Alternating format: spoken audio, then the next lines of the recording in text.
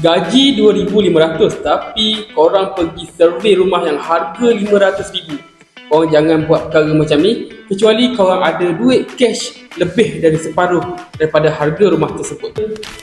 Sebenarnya ramai first buyer yang silap langkah daripada mula untuk memiliki hartanah. Meh aku tunjuk cara nak mula dengan betul. Jom. Okey, first kalau korang nak pergi survey rumah, korang kena semak korang punya kelayakan. So, nak semak macam mana? Korang boleh guna formula ni. Antara formula yang korang boleh guna adalah formula DSR. Kebiasaannya DSR kita guna adalah 60%. Itu DSR. DSR itu adalah singkatan daripada perkataan debt service ratio. Okey, macam mana nak guna cara DSR ni kan? Okey, pertama adalah gaji bersih korang. Korang darab dengan 60% DSR, kemudian korang tolak dengan komitmen darab dengan 200.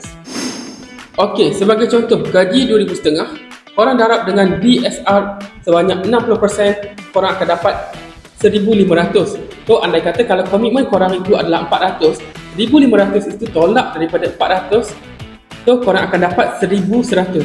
So, 1,100 itu darab dengan 200, so korang akan dapat 220,000. So, itu adalah maksimum pinjaman yang bank boleh bagi.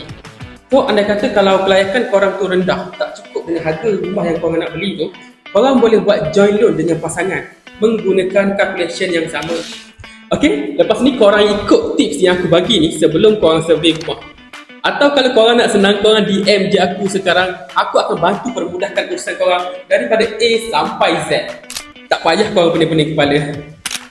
Okey, sila share, like dan komen video ini supaya lagi ramai orang dapat manfaat daripada perkongsian kita kali ini.